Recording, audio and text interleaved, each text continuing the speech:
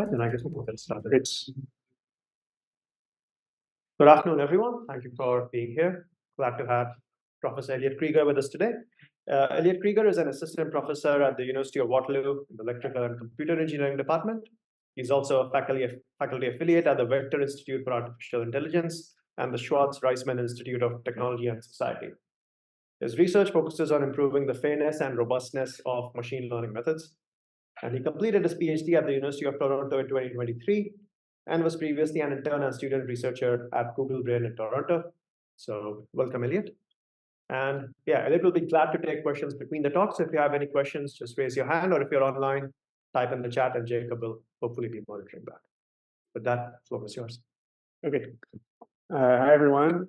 So I just want to mention, I can't actually see the chat from my computer, so I'll be kind of mediated through Jacob if there's any questions. But like I said, this can be kind of an interactive talk, so feel free to let me know if there's any clarification that you need or any questions that come up. So the talk is about building AI systems that work for everyone, and I'll advocate for two possible kind of technical interventions around, on the one hand, adapting models to distribution shift, on the other hand, coordinating data.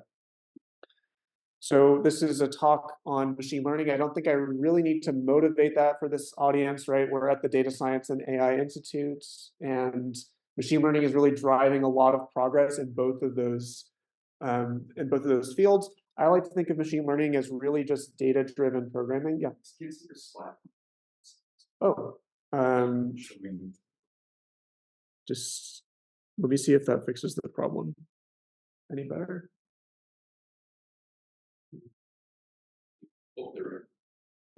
Okay, thanks for that. Was a good catch. So you haven't missed much if you're online. So this was the first slide, and I'm just talking about machine learning in terms of data-driven programming, which is attractive because lots of programs we want to be able to run on computers, like filtering spam out of an email inbox, or maybe scanning an image and identifying the visual contents. They're really difficult to write by hand, right? So if we can go and collect some data from the world that reflects sort of desired system behavior, and then we can feed that into a machine learning system, then out comes some program, or what we call a model, which is going to allow us to make predictions or perhaps take actions in the real world, right? So the object of my study, of course, is the funnel. This is kind of our learning algorithm. We have data going in and then models coming out. And so I'm really interested in trying to understand the data dependencies here. If we identify some problem with our model, it's encoding some bias in the data, can we kind of analyze the data? Can we propose a learning algorithm which will help to improve things? So as I mentioned, machine learning, I really like to stress this, especially with my undergrad students, it's data dependent at a very fundamental level. And that immediately entails some limitations, right? So here's an object detection system that is trained on objects or images collected mostly in the global north here, and then evaluated in two different evaluation sets that are more evenly distributed or collected in different countries. And what we find is that this system for certain concept classes like wedding and bride is really latching on to these culturally specific features like a white wedding gown. And that's a really great feature to know about if you need to make predictions about whether a wedding is happening, but it's not the only feature, right? And in this case, it seems that the system is not able to identify weddings in every cultural context or every geographic context. So when these type of failure modes pop up, we need to start being a bit reflexive and ask ourselves, what can we do to help improve the situation? And what I'm really interested in doing in my lab is kind of examining some of the core assumptions that underpin machine learning. Machine learning has been developed in like academic labs over the course of several decades and now is really being deployed quite broadly. We can look at some of these key assumptions, like the IID assumption, which simply stands for independent and identically distributed. That's an assumption that is kind of classic, comes to us from statistics, and it's incredibly convenient. This is what justifies the way that we split our data sets into like some training samples and some validation samples. It justifies like maximum likelihood learning, and it kind of tells me that if I train on this sample that's, some finite sample of data that's taken from some distribution, and then I evaluate my model on some other sample, I can perhaps characterize what I can expect my performance to be, depending perhaps on the model class. But I want to stress that this is an extremely idealized story about how data is generated, right? It's a little bit too perfect. And in the real world, we don't truly believe our data is IID. In particular, we might care about distribution shift. Maybe our training data actually kind of contains multiple modes of, in this case, like topics in a language modeling setting.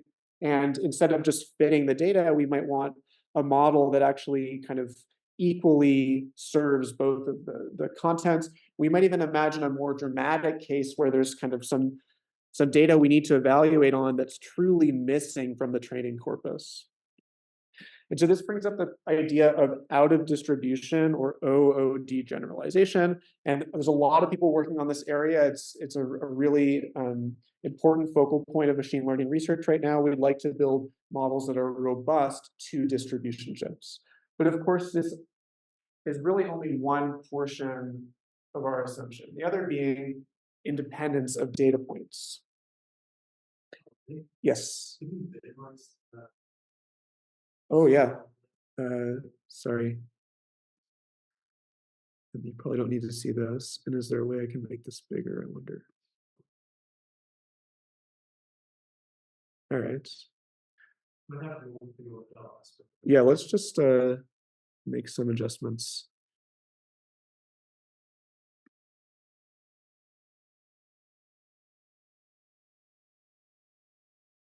All right.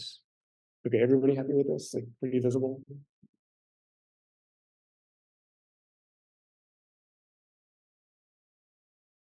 So as I was mentioning, we have ID, that's kind of a central assumption of machine learning, and we don't really think it's realistic. We don't think our distribution is kind of a static thing that's going to be always the same in evaluation time. But we also could question this independence part of the assumption. So when we collect data, we're actually collecting observations from a really rich and complex society composed of individual people, but they're also grouped into families and communities, and they might have their own incentives. They might want to work with each other or against each other. And so there's really no reason for us to truly believe that data points are independent. So I want to talk about challenging both of these components of the IID assumption in the talk today. There's going to be sort of two parts. The first, where I talk about my recent work on improving out of distribution generalization. And that's really going to be sort of like the high protein kind of entree of the talk. And then I'll talk a little bit about some more speculative work around modeling coordination between users, or what we might call data subjects, like everyday people whose data is getting kind of aggregated into these training sets. And so that's going to be the last portion of the talk. So let's start with this bit on model adaptation. I'll start with presenting this paper, Environment Inference for Invariant Learning, or if you like, EEL for short. And this is really motivated by the underspecification problem. Underspecification is simply a fact of high-dimensional prediction, especially when we have really large capacity models like deep neural networks. To put underspecification extremely crudely is to say that there's more than one way to skin a cat. Essentially, like for a given prediction task with a given training set, there are many different decision rules that can give you the same degree of predictive performance. So to give a concrete example, I'm a bird watcher, so we're just at the tail end of the migration season here, but maybe about a month ago, if I had gone out, I might have been lucky enough to see one of these birds that are called a whimbrel. It's a very cool bird. It's a shorebird that actually nests in the subarctic region of Canada and Greenland and kind of migrates through southern Ontario on the way. And I know how to identify this bird. I'm using features like maybe the shape and length of the bill, or the color and texture of the wings. And I know how to expect this kind of like white patch when it's flying by.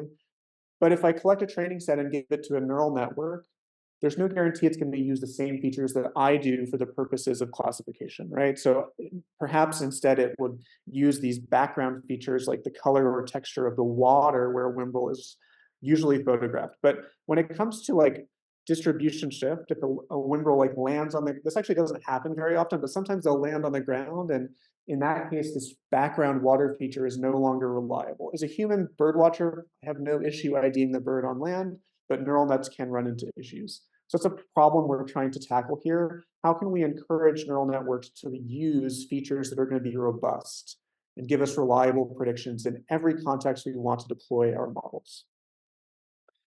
So this is kind of a contrived example of bird watching, but these distribution shifts do come up extremely frequently in the real world in the context of deploying ML in clinical health settings like hospitals. If you want to do medical imaging, you can perhaps train a model on one hospital's data, and then when you deploy that model in a new hospital where the imaging technique is a little bit different, maybe using a different machine, you can actually see like really dramatic drops in performance. Of course, if we want to use machine learning to help with monitoring biodiversity and informing climate policy, we're going to need models that work in a variety of different climates. And we also need models that work in many different geographic regions for applications in public policy and public health. So we're motivated here by the observation that there's many features that can get the job done, but actually standard methods of training like empirical risk minimization or what we call ERM tend to latch onto very simple to compute shortcut features that don't generalize very well. So one way you could perhaps approach this problem is through what's called domain generalization. That's the idea that I'm going to not only train on one data set, but actually many different data sets. I'm going to go out and collect a data set in many different domains or environments, and hopefully that gives me a way to learn robust features that generalize well. So if I want to learn robust visual features that tell me to categorize the concept class dog, maybe what I ought to do is collect some paintings of dogs and some cartoon sketches of dogs and some photographs of dogs and train the model on all of those. And I'm going to ask the model to give me good predictive performance and give me relatively constant performance across every one of my domains. I don't want your predictions to depend too much on features that are specific to painting depictions of dogs. And the hope there is you can generalize to an entirely unseen domain, these sketches, which are kind of like cartoons, but a little bit different stylistically.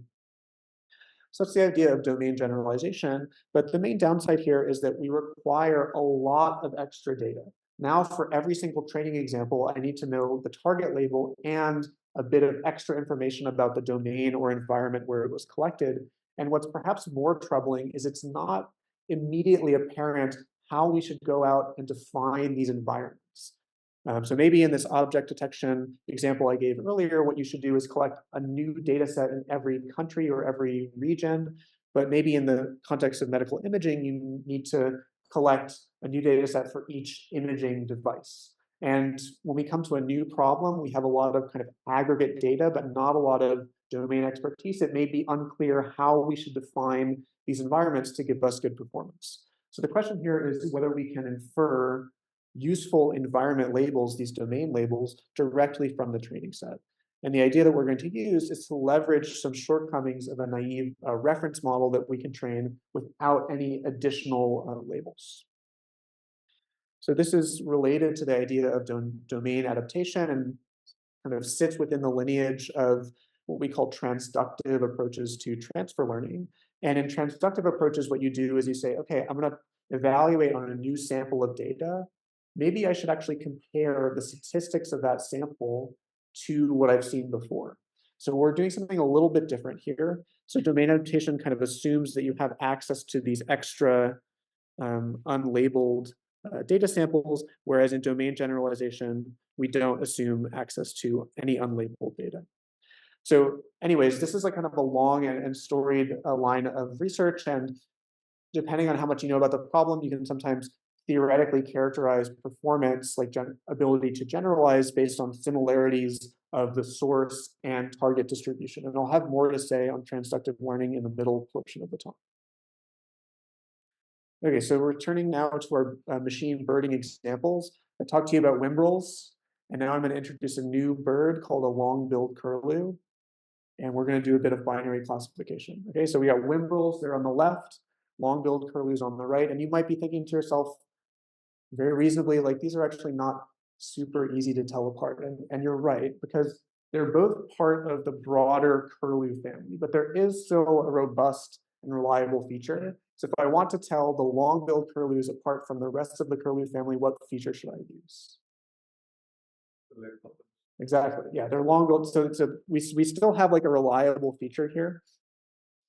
And so we're going to be, just as a kind of an illustrative example, walking through this as a way to develop some intuitions. How can we encourage neural networks to use these robust features? But you might also be interested to know that these birds actually have slightly different habitats. So we're much more likely to see whimbrels in southern Ontario, whereas long-billed curlews are more prevalent in southwestern US. They're both migratory birds. And just to make things easy, because you're all, I guess, novice bird watchers, I assume, I'll color the whimbrels always as blue and the curlews as green. So let's say I collect a training data set, and now I'll put them in this kind of stylized two-dimensional feature space. So there's two features here just for the purposes of kind of easy visualization. Latitude is kind of my proxy for the fact that they have different habitats. And that's a very predictive feature, but it's not really the feature we're hoping to encourage. This robust feature, as we discussed, is beak shape that's represented on the x-axis. And one thing we see about these type of reliable or robust features, there's a reason why these kind of like cheaper features are easy shortcuts, and that has to do with measurement noise. So very often we'll have a reliable feature like beak shape, actually with noisy measurements. So this is an example of a curlew digging into the ground, can't see the entire bill. And so as a result, really this probably should be over here in the feature space, but due to measurement noise, I'm seeing it closer to the rest of these whimbrels. Okay, so if I train a neural net using or maybe a linear model using a standard empirical risk minimization, I might expect this type of max margin behavior, just like a simple hyperplane that maximizes the margin to the nearby training examples. This could be one of my possible solutions. Now, this model uses both features, but it's really depending much more on the latitude feature. The question becomes, how can we kind of perhaps bootstrap on this approach to learn the robust feature? Now, if we had access to a large number of different training data sets, these domains or environments that I mentioned, like let's say I was able to collect a different data set in every province and every state, then what I could do is apply this idea of environment invariance. So we can come up with this constraint that says that if I have like a bunch of different training environments, and I can enforce that for a given set of features, like conditioned on the representation being like a particular point in this representation space, I'd like the expected labels to be have roughly the same mean for every single environment. That's actually going to encourage the learning of robust features. Why does that encourage the right behavior here? It's because if you look at the Bayes optimal classifier for a given, let's say, feature representation, that's going to be the expected label conditioned on those features. And so this constraint is simply asking, I would like condition on my features to have the same optimal classifier in every single environment. In other words, the classification is not too environment dependent. If I can achieve that, then I can call my features invariant in this sense. So that's, again, kind of an idealized setup for us because we want to work in the regime where we don't have access to a bunch of different training sets. Instead, what we do is say, well, maybe we can take this expression and actually flip it on its head. We don't have access to environments, but we do have access perhaps to a starting feature representation that could just be features I learn with empirical risk minimization. And I can fix these features and then search for a partition over my training set to inferred environments that maximally violate this invariance constraint. So the invariance constraint, if I can achieve it, I can say my features are invariant. So now what I'm saying is I'm starting off with a model and looking for a partition of the features that exposes non-invariance or variability. In this particular example, we could partition the feature space into, maybe we look at the region where the birds have roughly the same habitat, like roughly the same latitude of features. And in this case, if our model is relying too much on latitude, then we can expect its performance would kind of dip and approach something like random chance. specifically for this partition of the data. Everything else, we're going to get very high performance. So that's the basic idea. We're just trying to automatically expose sub-regions of the feature space where the model performance is dipping. Yes, of course. The idea is a feature. Yes. So what does environment mean exactly? So my environments are kind of just ways of organizing the training set into two disjoint partitions. So I don't have any environment, and I'm asking, that's the idea of environment inference, is I'm saying, conditioned on this reference model, can I expose a lot of performance variability by breaking up the data set, training data into two, it could be more, but two works for this purposes of this example, to two partitions. Why do you want to do that? So we're going to do that as the first two steps of this three-step process. We're going to infer these environments. And once I have those, then I can use those for the purposes of invariant learning. This is a very modular approach. You can think of it almost as like kind of a pre-processing stage. And then if you have your favorite domain generalization approach from the literature, you can train that using this auxiliary information. So yeah, then we can use this for a variety of different purposes. We can do some robust birding. So here's like a data set, water birds, that's pretty well known in the machine learning literature, where you have, it's basically a formal version of what we've talked about already. You want to make sure that you're not using background features to make predictions. And what we find is that standard training does see a very considerable drop-off in performance when we look at this type of distribution shift. This is kind of obscured, but I'll just read the number that's partially obscured there. It says 84.6 test force group accuracy. So this is a baseline that does have access to all of this extra environment label. So if you do have extra labels, you're going to get a better performance. And this method is kind of a way to interpolate between the naive approach and something that has a lot more extra information. We can also apply this to data sets that have more of a fairness application. So this is a classification task around toxicity of forum posts online. So applications for like automatically moderating online spaces. You'd like to take a look at a forum post and essentially determine, does this belong in my forum? Is this post toxic or not? And what people have observed is that for certain types of posts, especially posts about or by the LGBT community, models are much more conservative. So they tend to be more predicting a higher rate of toxicity as a kind of a baseline statistical phenomenon for these type of posts. And what we're able to do is, without having access to where each post came from, we can get a bit of a boost over naive training, again, kind of interpolating between the standard ways of doing supervised learning and what you could achieve if you had a lot of extra information, in this case, information about the content of the posts and who was writing the posts. Any questions so far? Good. So, oh yes. So, wondering where the adversarial training will place in this talk. Find the adversarial sample. Yes. Retrain, fine-tune the model on that.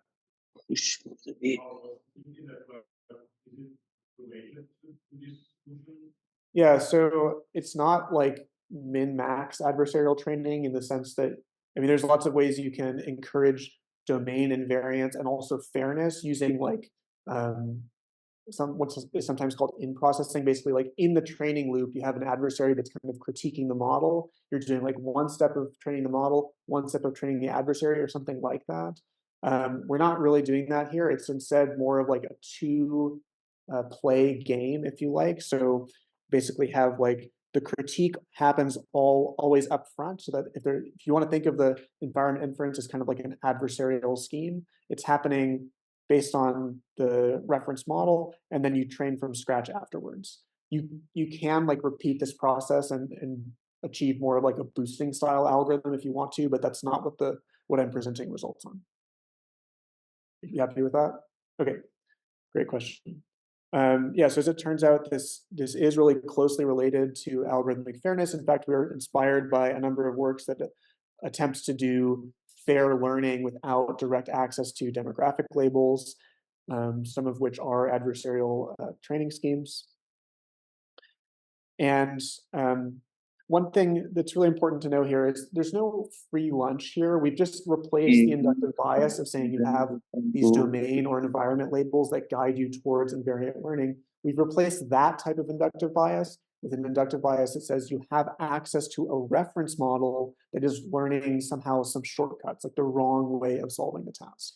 Typically what we do in practice is like train a standard neural net, but do like super early stopping, stop after like 1 or 2 epochs. And we tend to find that the net will kind of latch onto very superficial features at that stage in training that we can then use to improve out of distribution performance. So there are cases you're going to have fundamentally this sensitivity to the reference model. If your reference model is chosen poorly, performance can actually stay the same or even get worse. Okay, so I'd like to move on. This is kind of the next phase of the talk. And this is about spectrally adapting regression for covariate shift. This method is called spectrally adapted regressor, or SPAR for short. And motivation here, again, we're dealing with out of distribution problems. We've seen a lot of examples in classification, but here we're going to talk instead about the regression problem. Now, regression is actually something that's surprisingly difficult to get neural nets to do well. You're trying to predict continuous target variables. So unlike category classification, where we have like discrete categories, here we might be interested in looking at satellite imagery and predicting a continuous value that represents like a relative economic development coefficient for the region where that photograph was taken. And this can be perhaps helpful for informing data-driven public policy and global health decisions. It's never going to there's some fundamental ambiguities here. You're never going to be able to fully replace going out and gathering economic data through surveys and interacting with people, but this is kind of like a cheap way to supplement some of these policy choices. But the issue here is that neural nets still exhibit a pretty dramatic performance drop when it comes to, let's say I train my model on satellite imagery mostly collected in Angola, and then evaluate on Kenya, I might see a considerable drop off in predictive performance. This is just a different data set that instead of using satellite images is using like street level images. So we're going to set this up as a distribution shift problem. We're going to assume that our data that we train with is sampled from some distribution P, and the data we test on is sampled from some distribution Q. And furthermore, we're going to assume the two distributions are related by linear covariate shift. So in particular, the labeling rule that says, how do I go from like an input image to a target label? That's going to remain constant, or we assume that remains constant. And what we assume is that the marginal distribution over the input features is what's changing. So you have this kind of data generative process here. X could be like a, let's say, n by d data matrix where we have n examples and d dimensions within each example. And W star is a true regressor in the weight space, so d dimensions of this vector, and our labels are like an n-dimensional vector of continuous targets. And there's presumably some additive noise on this process as well. And to be clear, we're thinking of linear covariate shift inside of the learned representation of these images. So we assume some access to like a foundation model or some pre-trained, maybe an unsupervised representation learning model.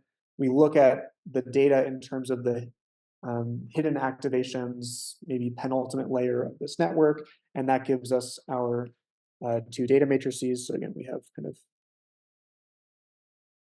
let's say, a training set and an evaluation set. And what we'd like to do is train some regressor W hat.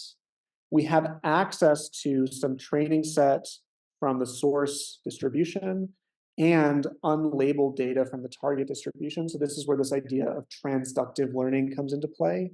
Of course, I don't have labels on my evaluation set, otherwise I wouldn't need to do prediction.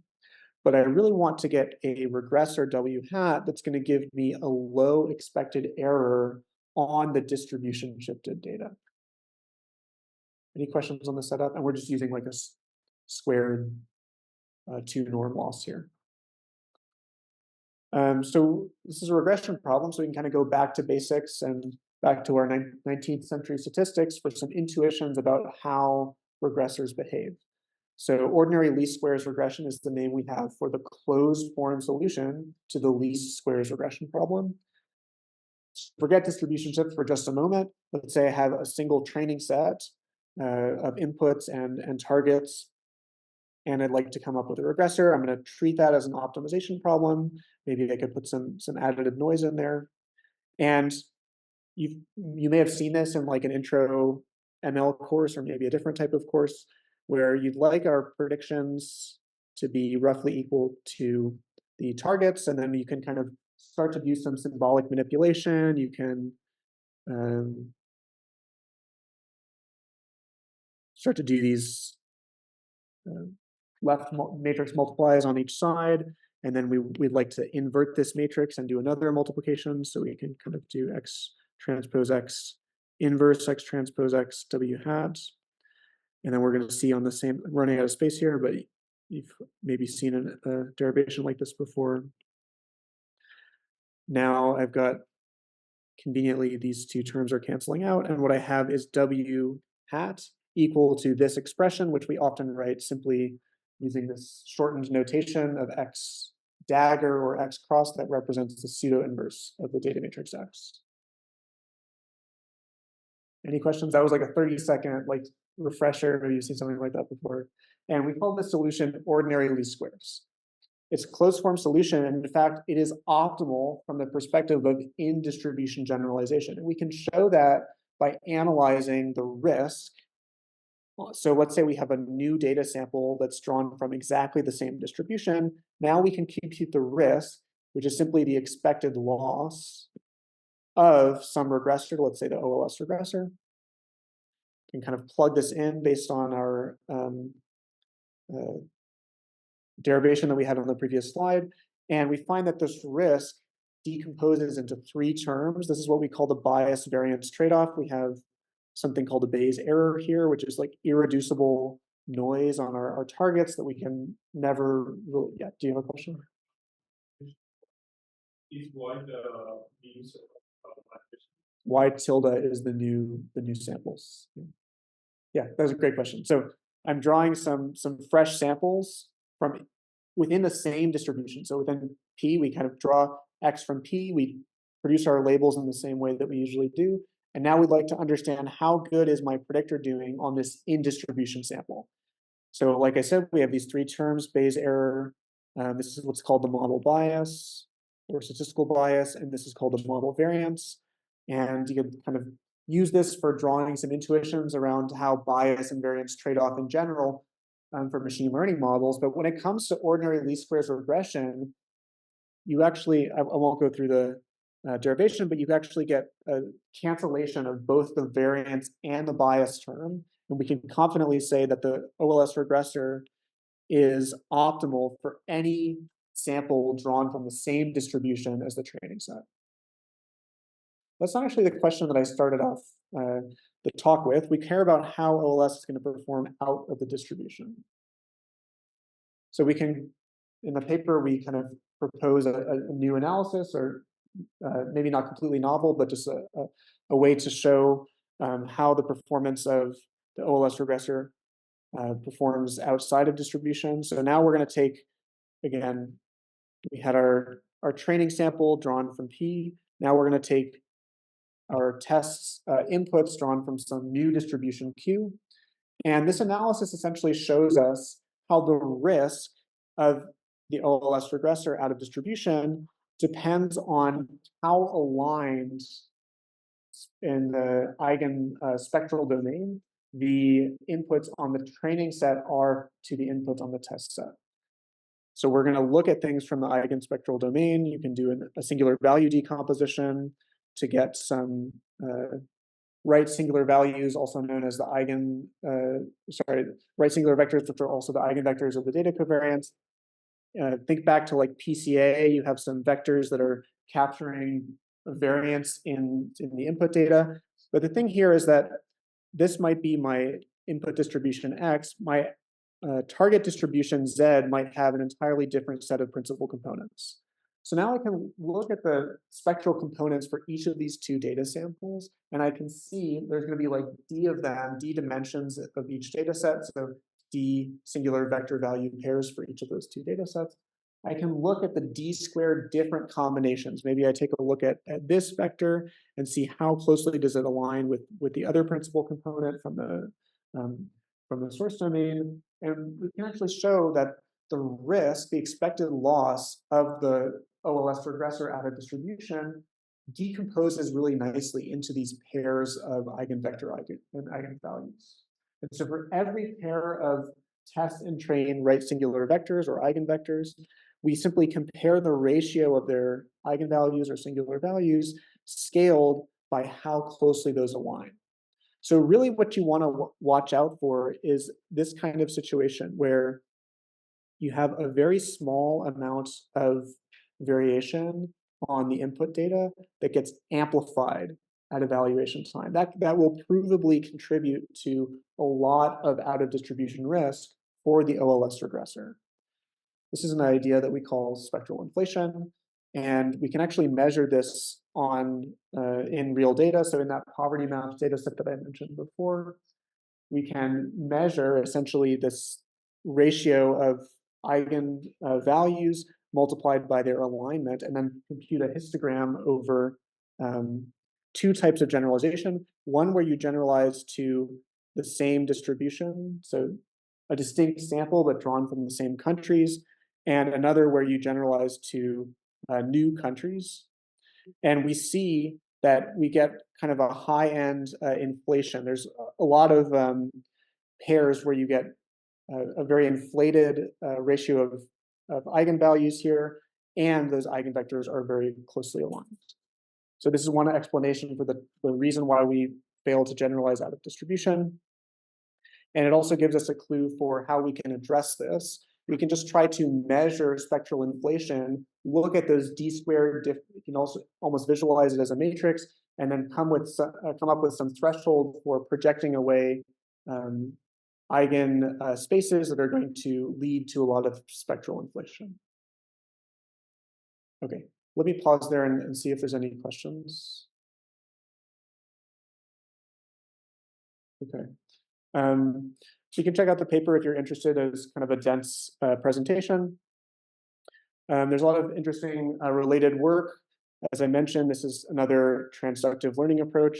And in the last couple of years, there also have been a lot of interesting works that seek to improve regression with deep neural networks using, for example, data augmentation, or even using the target label as a way to guide contrastive learning and doing representation learning in that way.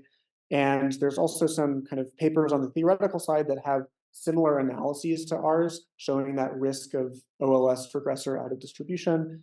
Ours is distinct in going like one step further and proposing a practical algorithm that actually does well for some of these benchmarks. So we're able to improve performance relative to baseline methods on some tabular settings. So this is a data set where you're trying to predict the skill of an online gamer based on things you can, different features you have of their gaming habits, how many games have they played, who have their opponents been, what's their win percentage. On the right, we have a data set that's often used in fairness contexts that's about predicting criminal activity based on features you observe in neighborhoods, that has some problematic things you could critique about the data set, but it is a widely used benchmark. And like the EEL algorithm that I talked about earlier, this is incredibly modular. So this spectral adaptation works as a simple post-processing method. You can apply it onto any regression model that you have. And so we can kind of combine that with standard empirical risk minimization or with one of these new fancier data augmentation schemes. And in many cases, we see that spectral adaptation does really help out of distribution generalization. And I'll just briefly mention that we're currently the state-of-the-art method for this challenging poverty maps benchmark that I mentioned earlier. Okay. Any last questions on this? Good. So there's a lot to do in terms of future work on out of distribution generalization, in particular, this revolution in how neural nets are trained, going to this like intensive pre-training regime for producing foundation models with web scale data, not a lot of labeled guidance has really changed things. And so my lab is investigating how to improve fairness and robustness properties of these models. Some interesting questions come up. What does it really mean to be out of distribution for a model that's trained on the entire web? You can also get like different behaviors from the model depending on how you prompt it. So that creates a lot of challenges in terms of evaluation.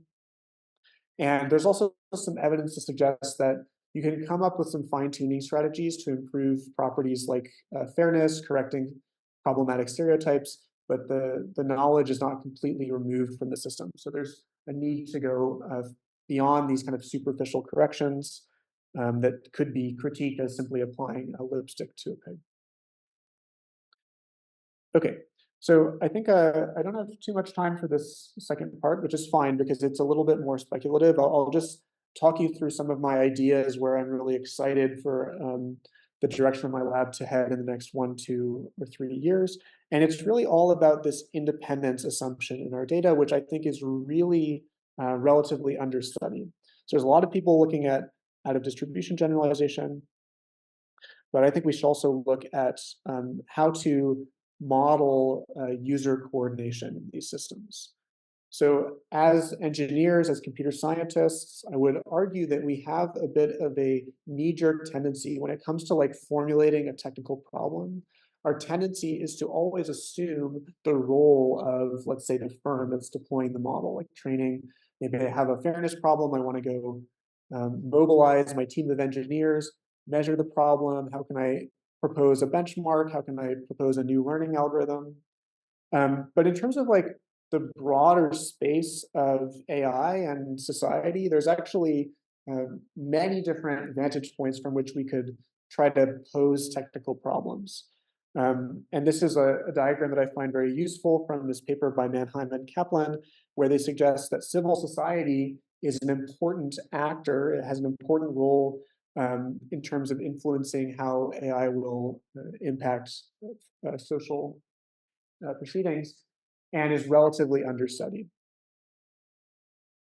And so there's some what I think are really exciting ways of thinking about civil society, or maybe just more broadly civic groups exerting data leverage. So thinking back to this funnel analogy, everything we get from machine learning is data dependent. So maybe there's ways that what I'll call data subjects, just everyday people who contribute to these training data sets, can exert leverage and steer the behavior of the model from the outside. And this brings up lots of like kind of tricky questions around how we tend to think about model vulnerabilities, right? We're very comfortable posing things in terms of like security concerns. Is there some malicious adversary out there in the world that could somehow exploit my system, drive down performance? But things may look a little bit more gray in practice. And I guess I would argue that this idea of data leverage does not necessarily imply that you're trying to tank the utility of the system. So the question of which actions are adversarial is truly a matter of perspective. I've done some very preliminary work along this line in the space of algorithmic recourse. So this algorithm is ORCA, or online algorithmic recourse by collective action.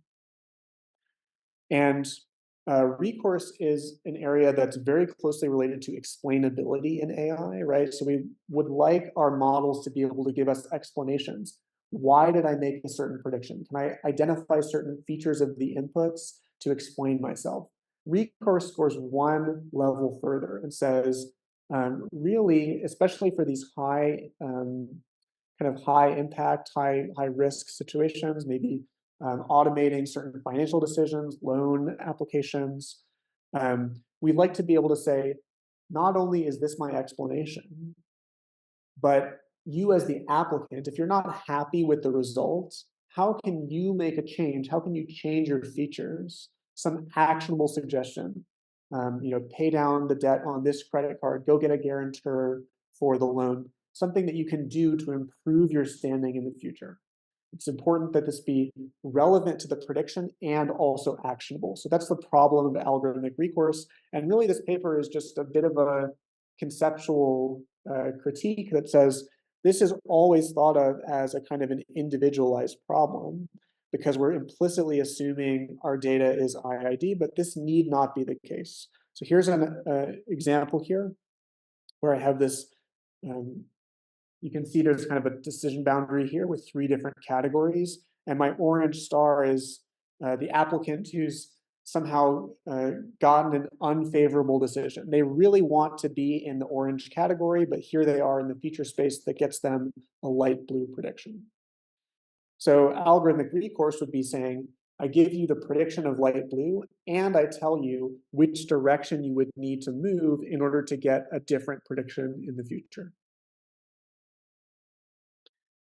But if you can only exert a certain amount of effort, like maybe you can only raise your credit score by so many points per year, then it may actually be out of your reach to get that get the decision you really want in the future. And so this paper is about saying, well, if we allowed everyone in the training set to make very small perturbations, we can actually change the decision boundaries without moving this orange star. So let's say the orange star is a disadvantaged community member that needs some additional support from their community. Maybe what the community can do is come together and make some very small, subtle changes to how they interact with the lending institution that completely changes the decision boundary and gets the orange star their favorable outcome. And this really works because we're analyzing an extremely simple classifier here called a nearest centroid classifier, where the prediction probabilities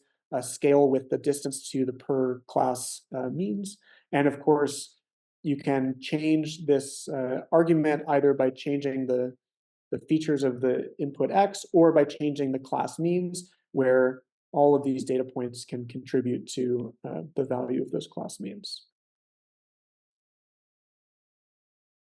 So this is something that we can say theoretically and empirically that collective recourse is actually much more efficient than individualized recourse in any setting where the model is kind of training in this online sequence. Okay.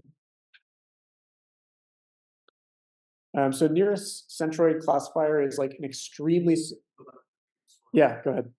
Why do you say it's more efficient? It's more efficient in the sense that if I give you an epsilon budget to change your features, and I give everybody else some epsilon budget, or even if I give them like an epsilon over k budget, you're going to have a lot more leverage when you act as a collective to change these decision boundaries. That's all I'm saying. So this may seem like a very intuitive, very obvious thing to say. That's fine. I'm just trying to make a point here, which is that really the model in the end is data dependent. And so when you act collectively, you can have a big impact. Okay. That's something, I don't know, maybe fairness is not quite clear, but if you're trying to influence the decisions for, say, the orange star, bring them into a category, what could do someone else out of a particular category? Yeah, so I think this is a really, really good question. It's something we're looking into at the moment, because I think what you'd like when it comes to recourse or there could be other ways, maybe you want to improve the fairness of a model through this type of collective action.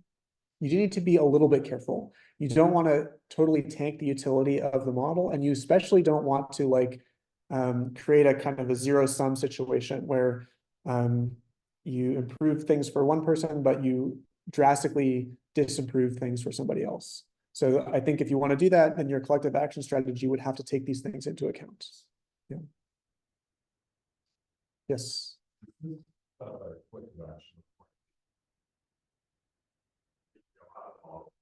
Yes. Yes. No, that's a really fantastic question. And it does assume essentially white box access to the model. This is really just kind of a toy model to play around with some of these ideas. And so this is not realistic. We can't really deploy this type of collective action scheme right now.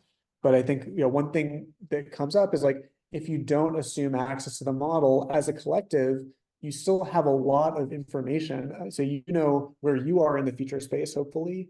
You might know your target label, you might not, it depends on how the labels are produced, but you probably know the prediction that the model is giving you. So as a collective, you could also conceivably train your own model to approximate the model you're interacting with. And so there's lots of things you could potentially do to relax that assumption. Okay.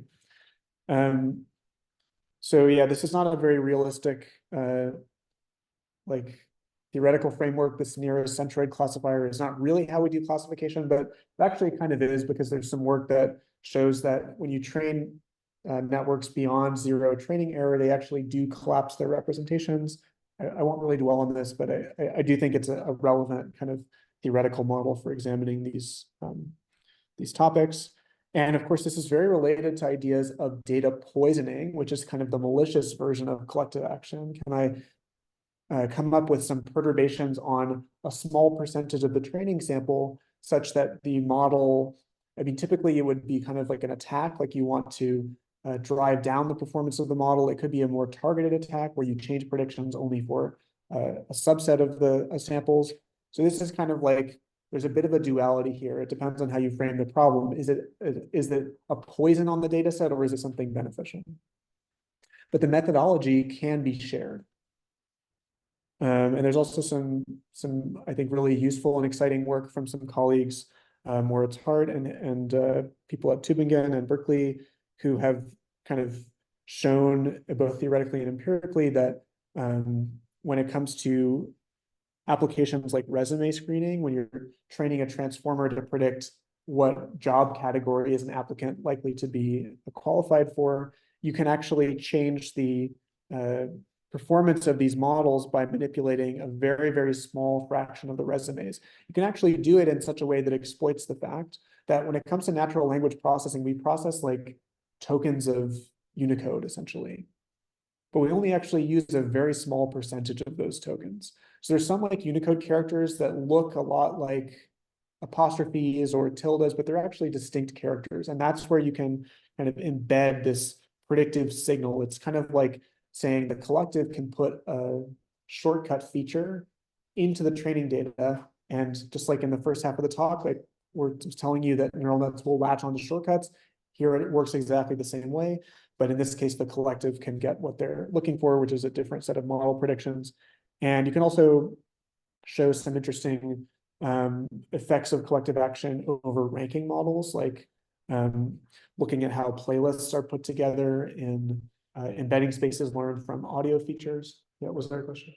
Okay.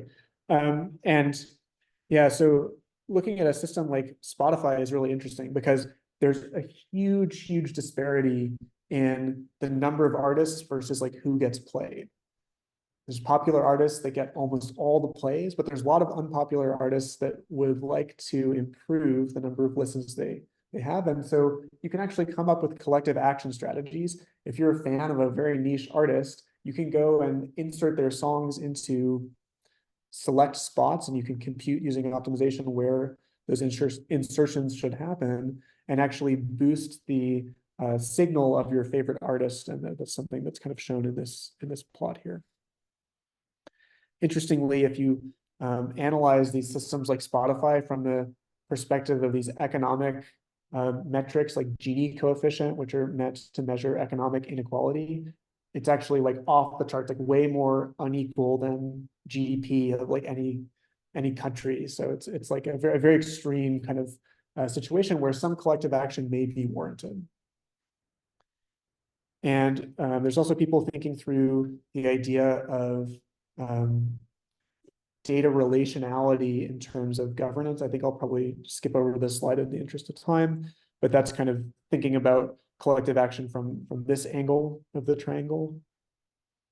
And the last thing I want to mention is there's a rich body of sociology and other social scientific scholarship that gives us some really interesting mathematical models for how people tend to coordinate in society. And these models are not going to be perfect, but they are things that we can start to use in order to, again, go back to these original assumptions, IID assumptions in machine learning, and start to like really reckon with independence. Do we think it's a suitable assumption? If we don't, maybe we can use some of these mathematical models from social sciences to try to account for strategic behavior and coordination within our base of users.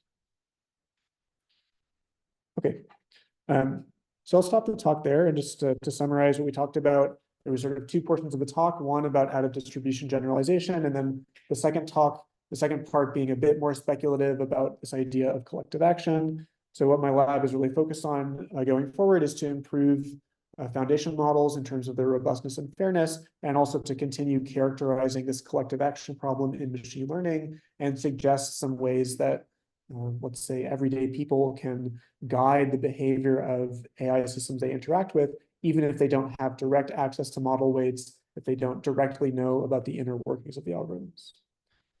Great, so thanks for your kind attention. And if there's any other questions, I'd be happy to take them.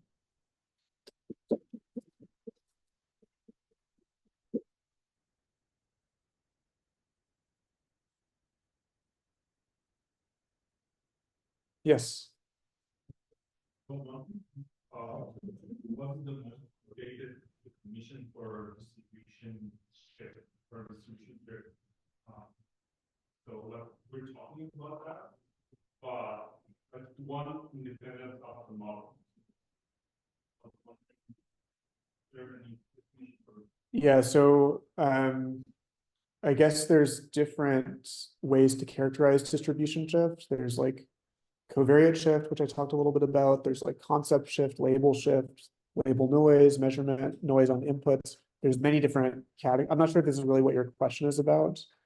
I wouldn't think of this in terms of like up to date. I would think of this in terms of like different types of statistical distribution shifts you want to be able to handle. But independent of the label, we have, for example, so different concepts of defining dominant shift distribution. But it's different, like data, problem, dominant. So I was wondering, like, I don't know, this is distance based usually. How will like distance be for images?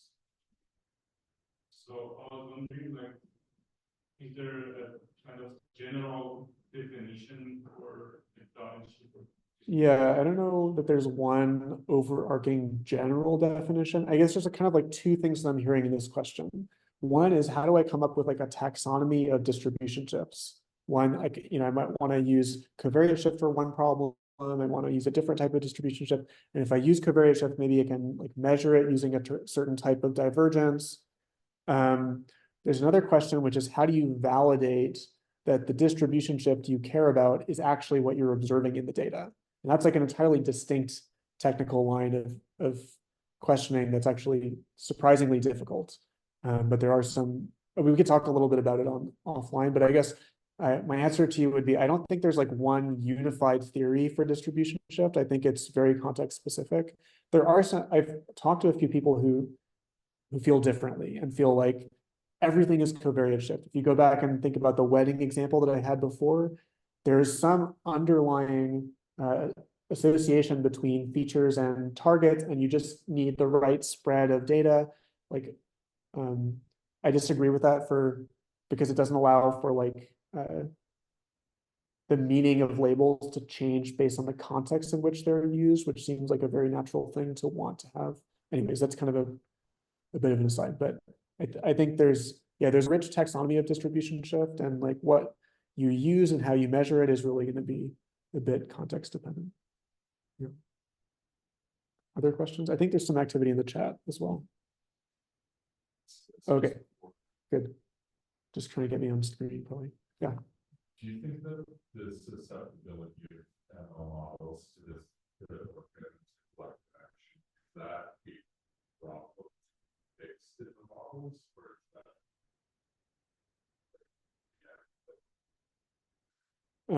Well, I think it's kind of both. I mean, like from the perspective of the firms, they'd like to minimize vulnerabilities, but I guess my feeling is that Yeah, we're doing machine learning over extremely high dimensional data sets, oftentimes with models that have parameters on the same scale as the number of data points. And that's where this underspecification thing comes up. There's just going to be some fundamental ambiguity in what type of model you get. There's always going to be the possibility for adversarial attacks.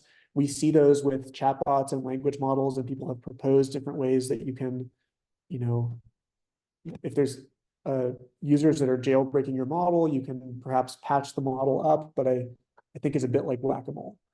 So it really depends, like, you know, what is the collective action trying to accomplish? So that's something I was not specific on in this task. And perhaps the collective action is trying to accomplish something extremely harmful, in which case we do want to patch it up in the model. But there might be other instances where the effect of the collective action is actually rather mild overall. It doesn't really affect the workings of the model, and that could be acceptable. So. Yes. Question about the concept of collective action. So basically, in my idea, we want to change our model in a way that it gives us the result we're looking for. We change the model. We didn't work with the data because we need to fit the model to that data. But for collective action, it seems like you're working with the data or maybe changing the way the model sees the data. Like, how does that work? Yeah, exactly. I mean, it's just like kind of an inversion of the approach, right? So now you want to think about data interventions that can give you an improved, you know, performance or hit your fairness metrics or whatever the case may be. It's just a different way of looking at the problem, but it seems like actually something that's really useful, because now we're kind of stepping in, maybe we've already stepped into this regime where, like, even when I talk to undergrad students and they say, I want to go train a model, they're not thinking about like opening up a supervised learning script in Colab and training on MNIST or something. They're like, can I give my data set directly to ChatGPT and see what it's going to do with it? So at that point, like, you have no idea what's going on with the model. Maybe there's some data interventions that you could do. Think of it in terms of prompt engineering if you want to, but maybe it's also something that could be thought of more at a population scale. If we all started doing prompt engineering in a specific way, could we meaningfully change the behavior of one of these chatbot models? I think it's very conceivable. Yes. Early on here, that needing for models actually. Yep. Yeah, so that's kind of a key assumption, is that's why we're doing online algorithmic recourse. You do need the model to constantly update. If it's just a fixed API and you never change the model parameters, there's not much you can get done in terms of collective recourse. But I think that these days models are constantly being updated, and so this is something that feels relevant to look at. I mean, how those updates happen is a little bit opaque, but you can be reasonably certain that the way you interact with these models through your ChatGPT sessions, like, it could be used for training in the future. So, okay, great. Great. So let's stop here and let's thank Elliot once more.